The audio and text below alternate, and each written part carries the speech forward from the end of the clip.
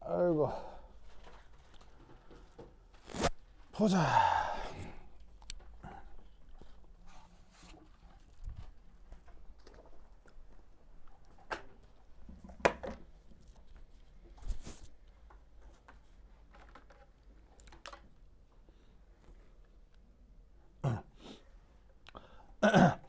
하나, 둘, 셋, 넷.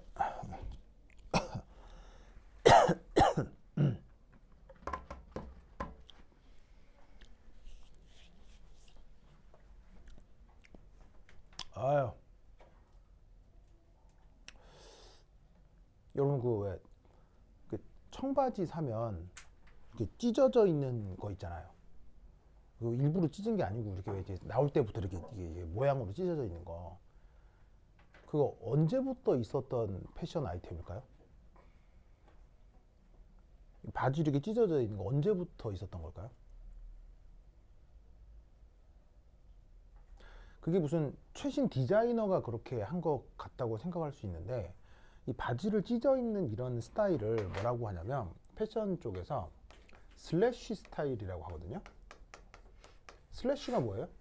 슬래시 촥 칼집이요. 칼집. 칼집을 낸 걸 슬래시라고 하거든요. 이게 언제부터 있었냐면요, 지금까지 있었던 기록 중에 가장 오래된 기록은 1600년대인가 그래요. 1600년대에 그 스위스 용병들이 그 교황을 지키기 위해서 움직이다가 우연찮게 파리 시내를 행진하던 때가 있었거든요. 그래서 파리 시내를 이렇게 행진을 하면서 스위스 용병들이 지나가던 때가 있었어요. 그럼 용병이니까 기본적으로 싸움 잘하는 사람들일 거 아니에요? 그러면 용병들이 자기들의 상품 가치를 어떻게 보여주겠어요? 바로 자기들이 얼마나 용맹한지, 자기들이 얼마나 싸움 잘하는지를 보여줘야 그 다음 계약에서 돈도 좀 더 받고 뭐 이럴 거 아니에요. 그래서 용병들이 거리 행진할 때 어떻게 했냐면, 이 싸울 때 있었던 여러 가지 상처들, 뭐 어디 칼 맞았어요, 활 맞았어요, 이런 상처들 있잖아. 그런 상처들을 그 옷과 함께 입어서 이렇게 드러내서 이렇게 다녔어요. 그러니까 예를 들면 칼을 탁 맞으면 거기 이제 그 상처가 나면 당연히 옷이 찢어지고 안에 상처가 날 거 아니에요. 그러면 피도 좀 묻고 한 그 물론 상처는 다 아물었어도 그때 입었던 옷 있잖아요.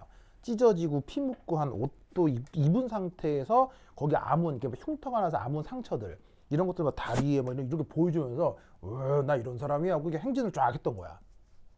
1600년대인가 그때. 그걸 본 프랑스의 귀족들이 저거 신박하다 이렇게 생각한 거예요. 그리고 귀족들이 갑자기 자기 바지를 찢었어. 칼로 이렇게 촥촥촥. 그때 처음으로 찢은 다음 어떻게 할게요? 여기서부터 상상을 초월해. 그 다음 어떻게 할게요? 찢은 다음 이렇게 어떻게 할게요? 그 다음 이거 상상을 못하는데, 바로 바지를 찢으면 그 안에 속옷이 있을 거 아니에요. 예를 들면 이제 뭐 겨울이면 네이가 있을 거고 뭐 하여튼 있을 거 아니에요. 찢은 다음에 그 안에 있는 속옷이 보일 거 아니야. 그럼 속옷을 바깥쪽으로 싹싹 꺼내가지고 이게 마치 꽃봉오리처럼 이게 찢은 틈으로 이게 속옷을 꺼내가지고 이렇게 부풀리는 거야. 이렇게. 무슨 말이야? 지금 개념을 예를 들면은 여러분들이 만약에 속에 겨울에 그 내복을 입었다고 쳐봐. 그런 다음에 이제 바지가 찢어졌는데 거기 내복이 보여. 그럼 지금 기준으로 뭐야 이럴 거 아니야. 근데 그 15세기 때는 거기에 있는 15세기, 16세기 때는 거기에 있는 그 속옷을 바깥쪽으로 꺼내가지고 이렇게 보이겠다니까. 그래가지고 칼집을 이렇게 내가지고 거기서 안에 속옷을 꺼내가지고 이렇게 꽃몽오리처럼 꽃 이거 붕붕붕붕 이렇게 해서 막 돌아다녔어요. 프랑스 귀족들이. 왜 그런지 아세요? 자, 요즘은 모두가 속옷을 입죠. 근데 속옷 입었어요? 그렇죠. 모두 다 속옷을 입잖아요. 왜냐면 속옷이라고 하는 게 비싼 거예요? 부르기 비싸지 않아요. 아무나 입을 수 있는 거지만 이게 15세기, 16세기 때는 달랐어요. 왜냐면 그때는 기계가 있어요, 없어요? 방직기계라고 하는 게. 방직기계가 없죠. 방직기계가 없기 때문에 속옷도 사람들이 다 손으로 짰던 거예요. 근데 여러분, 겉의 옷과는 다르게 속옷은 거칠거칠해야 돼요? 부드러워야 돼요? 부드러워야 하기 때문에 속옷을 손으로 짠다고 하면 속옷의 실은 얇기 때문에 그걸 사람이 손으로 짠다? 14세기, 15세기 때는 속옷이 겉옷보다 훨씬 비쌌어요. 그래서 14세기, 15세기 때는 있잖아요. 진짜 극상위층만 속옷을 입을 수 있었어요. 그러니까 그때 시대의 유럽 사람들 중에는 일반 평민들은 속옷을 입을 수가 없었던 거예요. 그러면 바지를 이렇게 커팅을 해가지고 안에 속옷을 꺼낸다. 이게 뭔 뜻이겠어요? 나 속옷도 입는 사람이야. 이런 뜻인 거예요. 예를 들면 요즘 기준으로는 왜 사람들이 뭐 대도 않는 가방들 들고 다니잖아요. 뭐 이렇게 뭐 샷땡, 루땡 뭐 이런 거 들고 다니잖아요. 나 이런 사람이하고 막 비싼 거 막 이런 막 사치품 들고 다니잖아요. 무슨 말인지 알겠어요? 그게 옛날에는 그렇게 표현이 됐다고요. 무슨 말인지 알겠죠? 그럼 내가 이걸 왜 하느냐? 아까 얘기했죠? 하늘 아래 새로운 것은 있다 없다? 없어요. 무슨 말인지 알겠어요? 뒤지면 다 나와요. 무슨 말인지 알겠죠? 그러니까 여러분들이 어떤 업적을 남기더라도 그게 진짜 나의 유일한 업적이다. 이렇게 착각하시면 안 돼요. 무슨 말 알겠죠? 알겠죠? 그래서 어쨌거나 업적을 남기려면 뭘 해야 돼? 그래서 공부를 억수로 해야 돼. 알겠죠? 과거에 누가 뭘 했냐를 알아야 지금에 맞게 업적을 남길 수가 있어요. 알겠죠? 그걸 항상 명심하시기 바랍니다. 자, 아까 했던 이 얘기에서 이제 출발해 보도록 합시다. 자, 아까 주어져 있던 이 고전 파동 역학 방정식은 몇 차원에 대한 거라고 했어요? 3차원에 대한 거라고 했죠. 아무래도 3차원은 좀 복잡하니까 차원을 좀 줄여보죠. 몇 차원으로? 1차원으로. 그럼 1차원이면 x, y, z 중에 어떤 변수만 있다고 생각하면 되겠어요? x만 있다고 생각하면 되겠죠? 그럼 쟤를 간단하게 바꾸면 요렇게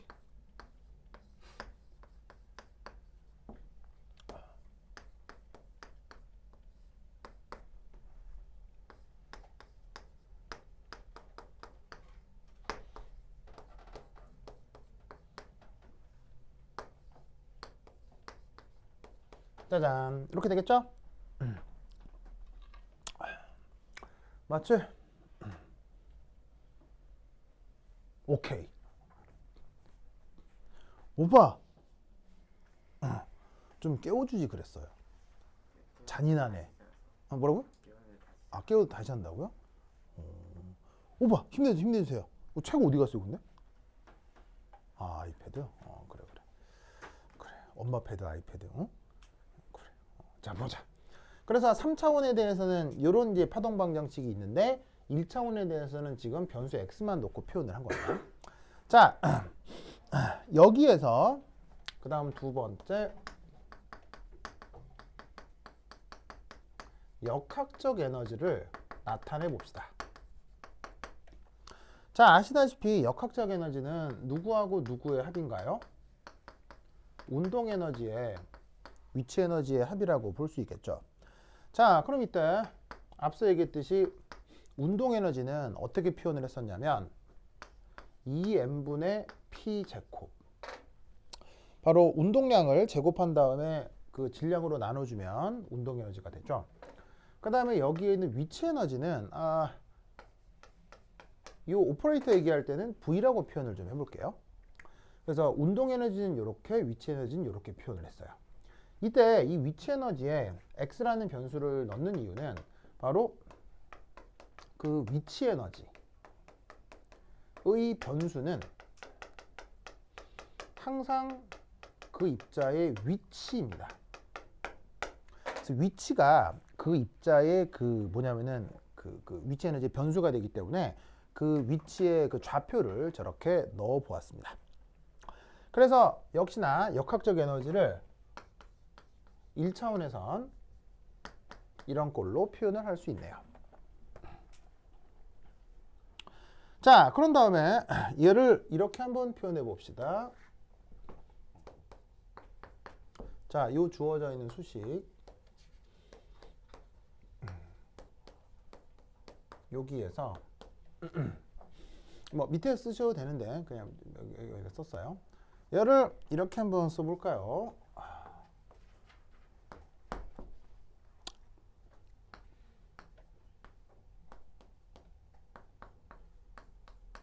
짜잔. 이렇게 쓸 수 있겠네요. 맞나요?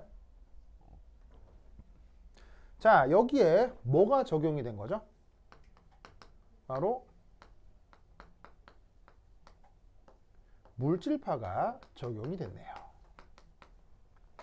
자, 물질파가 적용됐다는 게 뭐냐면 아까 물질파가 수식이 어떻게 표현됐습니까? 바로 램다가 P분의 H였죠. 그럼 당연히 운동량은 램다분의 H일 테니까 여기는 이 자리에다가 얘를 집어넣어서 제곱골로 바꿀 수 있게 됐네요.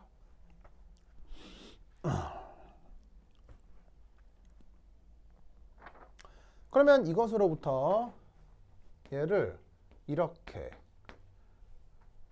램다의 제곱분의 1 얘를 어떻게 바꿀 수 있냐면 2m h제곱 곱하기 2 빼기 v 저렇게 바꿀 수 있겠구나.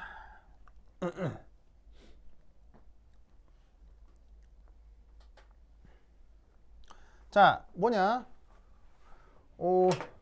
이만큼이 여기 있잖아요. 그래서 위치 에너지를 역학적 에너지에서 빼주시고 그런 다음에 EM하고 H제곱을 반대로 보내시면 얘 표현 기준으로 이렇게 바꿔줄 수가 있습니다. 맞나요? 그러면 역학적 에너지를 왜 굳이 이렇게 변형을 할까요? 바로 얘가 여기 있으니까요. 아시겠죠? 즉, 이 자리에 얘를 짜잔. 자, 그러면 어떻게 되느냐? 바로 세 번째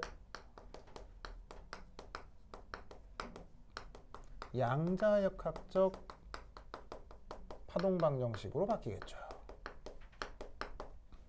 자, 뭐냐면 얘가 1이 들어가면 이 표현이 어떻게 되겠습니까? d제곱 파이 x dx제곱 플러스 한 다음에 여기 4파이 제곱에 얘를 표현해 주면 되니까 이렇게 되겠네요. 4파이 제곱에 h제곱에 2m 한 다음 2 빼기 v 곱하기 파이 x는 0 저렇게 되겠군요. 맞나요? 자, 그럼 이 상태에서 여기에 있는 2n분의 1을 전체적으로 나누어 주면 이런 표현을 볼 수 있겠습니다. 2n분의 1 곱하기 h 오버 2파이의 제곱 그 다음 d제곱 파이 x dx제곱 더하기 vx 파이가 2파이 이런 꼴이 나오겠네요. 자, 뭐냐면 이걸 다 풀어내는 거예요. 싹 다 풀어내고 이만큼을 이쪽으로 나눈 다음에 마이너스를 앞에 붙여주는 거지. 그러면 최종적으로 이런 표현이 되겠습니다. 됐죠? 자, 그러면 이때 여기서 이 부분을 어떻게 바꿀 수 있습니까? 바로 2n분의 h 바의 제곱 d제곱 dx제곱 그리고 여기 v가 안쪽으로 들어오고 파이 x 하는 게 2파이 x 이런 꼴로 바뀌겠죠.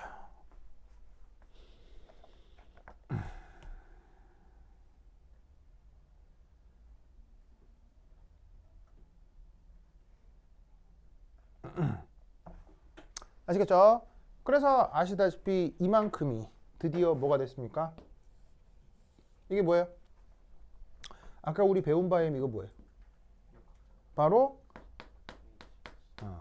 해밀토니안 오퍼레이터였죠.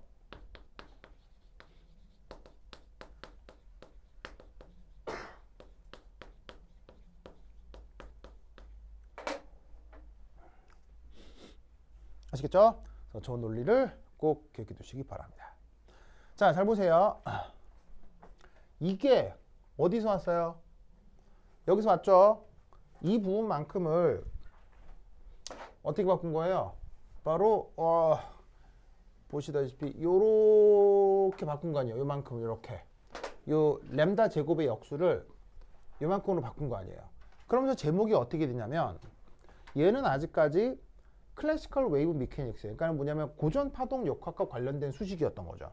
근데 여기에 뭐가 적용이 되면서 이 물질파가 적용이 되면서 이 표현이 이렇게 바뀌면 그때부터는 얘가 양자역학적 파동 방정식이 되는 거예요. 무슨 말 알겠죠? 그러면 그 또한 뭐가 된다? 우리가 앞서 얘기했던 해밀토니안 오퍼레이터가 나타나는 슈레딩거 방정식이 되는 거예요. 무슨 말 알겠죠? 그래서 슈레딩거 방정식을 지금 어떻게 유도하고 접근하냐는 거예요. 첫 번째 말씀드렸던 거는 우선 그 슈레딩거의 그 드브로이의 물질파 얘기부터 시작을 했죠. 드브로이의 물질파 얘기를 시작을 해서 그걸 사인 함수로 바꾸고 사인 함수를 표현할 수 있는 성격을 조사하다가 이렇게 뭐냐면은 그 파동 방정식까지 도달하게 된 거예요. 근데 두 번째 방식은 뭐냐면 원래부터 파동 방정식이 있었다는 거죠. 그럼 그 원래부터 있었던 파동 방정식의 양자역학적인 성격을 대입을 해서 바로 슈레딩거의 파동 방정식을 유도하는 이 두 가지 방식을 지금 보여드린 거예요. 그래서 첫 번째 방식은 옥스톱이라고 하는 책에 나와 있고요. 두 번째 방식은 그 퀀텀 미케닉스라고 하는 전문적인 책을 찾아야 나오는 내용이에요. 근데 작년 학교에서 여러분들이 수업 시간에 이걸 했기 때문에 요거를 좀 보여드립니다. 알겠죠? 그리고 그러면 구체적으로 이 방정식을 어떻게 풀 수 있느냐? 풀 수 있거든요? 그거는 1학년 때 안 합니다. 구체적으로 쟤를 풀어나가는 건 나중에 2학년, 3학년 때 하면 되고요. 지금은 여기까지만 파동 방정식의 의미를 파악할 수 있으면 됩니다. 아시겠죠? 그렇죠? 이 논리를 꼭꼭 기억해 두시기 바랍니다. 그래서 이제 이것으로부터 우리가 뭐 어떤 기본적인 결론에 도달할 수가 있냐면 바로 이거죠. 네 번째 사 바로 이거다. 바로 파동함수 파이 요거에 해밀토니안 오퍼레이터. 자, H 이름이 뭐라고 했었죠? 꼭 기억하세요. 해밀토니안 오퍼레이터. 이 해밀톤이라고 하는 사람이 사람 이름이더라고요. 그래서 이런 생각을 처음 해놓은 또 수학자 이름이던데 여하튼 이런 것들도 다 기존에 누군가가 생각해 놓은 개념이라는 거예요. 그렇죠? 그래서 이 해밀톤이라는 사람이 있었던 것 같아요. 그래서 그 사람 이름으로부터 만들어진 수학적 표현. 그래서 제 이름을 해밀토니안 오퍼레이터라고 하는데 그 파동함수 파이에 해밀토니안 오퍼레이터를 적용하는 거야. 적용한다라는 게 그 오퍼레이터가 얘기하는 계산 방식을 따르라 이런 얘기지. 운동 에너지 오퍼레이터는 그냥 바로 편하게 표현할 수 있는데 이렇게 사실 위치 에너지 오퍼레이터는 상황에 따라 달라질 수 있기 때문에 그냥 일반꼴로 표현을 한 거예요. 그래서 이제 그냥 이렇게만 기억하시고 구체적으로 얘를 어떻게 푸는지는 다음에 배우도록 합시다. 어쨌건 그렇게 오퍼레이터가 얘기하는 대로 계산을 하면 어떻게 된다? 그 시스템의 역학적 에너지를 알 수 있다라는 것이 양자역학적인 관점인 거예요. 그런 관점의 방정식을 앞서도 슈레딩거 방정식이라고 했었고요. 아시겠죠? 그래서 이렇게 배운 요렇게 이게 뭐냐면 가정한 요 방정식을 어떻게 하나? 요러한 개념을 자, 그 유명한 상자 속 입자.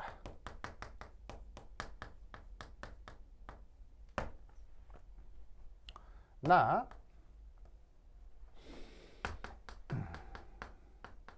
하이드로제닉 아이온 모델에 적용을 하는 것입니다.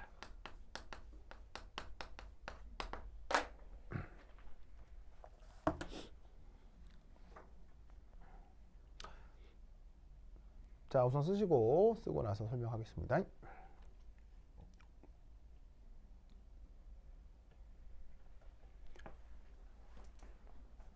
자, 이렇게 생겨먹은 방정식을 뭐라고 한다고요?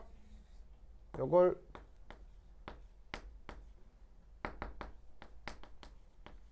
슈레딩거 이퀘이션이라고 한다고 했죠. 의미는 어떤 파동 함수가 있는데 거기에 오퍼레이터를 적용을 하면 그 오퍼레이터가 원하는 물리량을 얻을 수 있다는 얘기예요. 그리고 다시 원래 꼴의 함수로 돌아오고.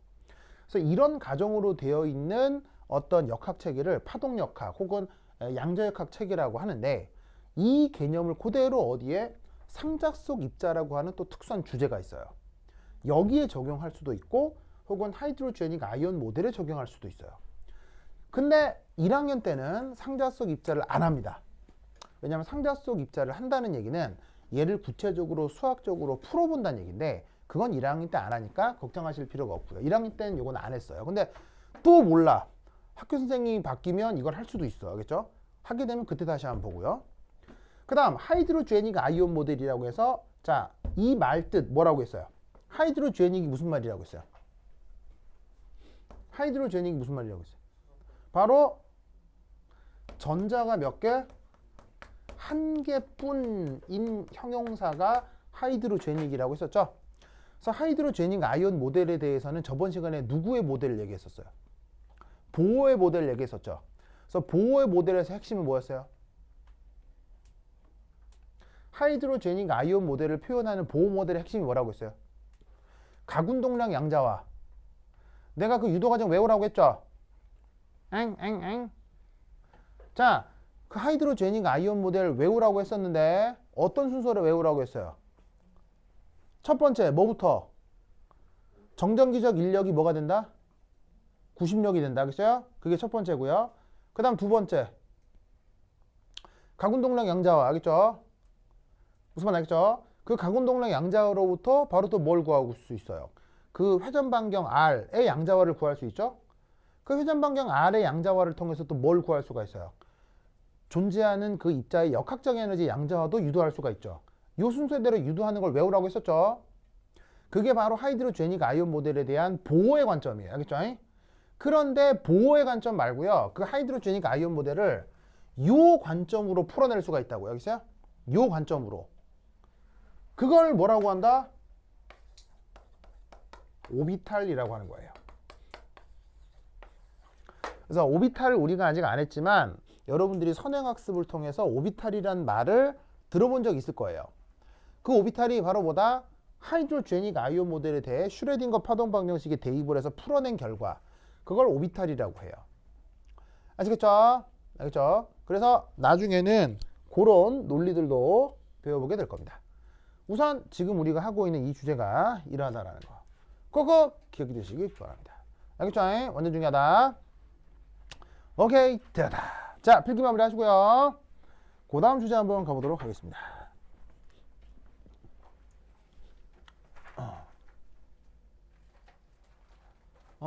현승아, 오르마, 내가 잠깐 편집 때문에 방송을 끊을 거거든요. 근데 어디 가지 말고 바로 다시 시작해요. 바로 어디 가지 말고 끊었다가 바로 접속해 주세요. 이게 편집 때문에 한번 끊을게요.